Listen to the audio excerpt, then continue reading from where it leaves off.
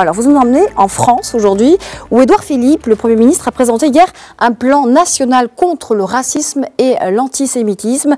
Alors, ça, c'est un plan qui donc a été annoncé avant le plan européen, un plan européen cette fois par Emmanuel Macron. Mais là, pour l'instant, vous allez nous parler du plan national en France. C'est ça. Alors, Édouard Philippe, vous l'avez dit, a dévoilé au Musée national de l'immigration de Paris un nouveau plan contre le racisme et l'antisémitisme. L'ambition du gouvernement, mener une lutte efficace sur Internet en contraignant les plateformes à prendre leurs responsabilités, tout simplement. Il s'agit d'un second plan, vous l'avez dit Nadia, couvrant la période 2018-2020.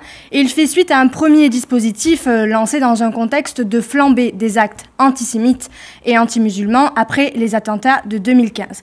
Pas moins de 8 membres du gouvernement ont été mobilisés. Il faut dire que l'enjeu est de taille. Si le nombre de faits haineux a reculé en 2017, pour la deuxième année consécutive, celui des actions violentes a augmenté. Et encore, Nadia, les statistiques ne permettent pas de rendre compte de manière concrète du déferlement de haine qui s'exprime sur les réseaux sociaux. Oui, c'est difficile de mesurer ce genre de phénomène concrètement. Alors justement, comment compte agir le gouvernement ?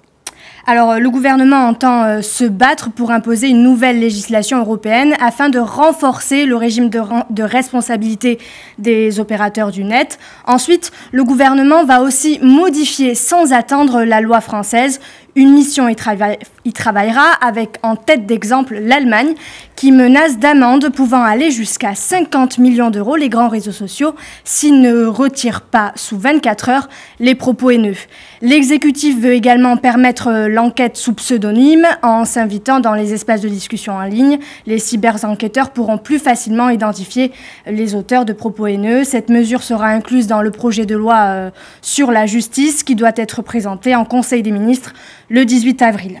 Alors aussi, les personnes condamnées à des travaux d'intérêt général pourront être affectées à des associations, à des tâches de modération et à des signalements de propos haineux.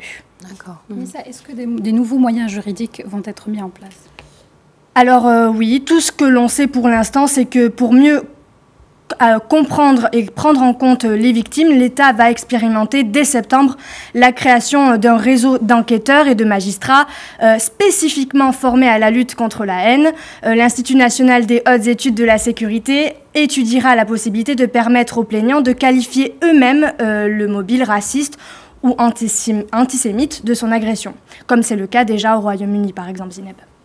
Alors, ce projet va encore plus loin parce qu'il prévoit, je crois, un volet éducatif aussi. Oui, c'est ça, Nadia. Alors, la lutte contre le racisme ne peut pas uniquement se mener sur le terrain législatif. Il faut également travailler en profondeur sur les représentations collectives de l'autre, travailler sur les préjugés. C'est la raison pour laquelle chaque Premier ministre, depuis 2009, a mis en place son propre plan de lutte contre l'antisémitisme et le racisme.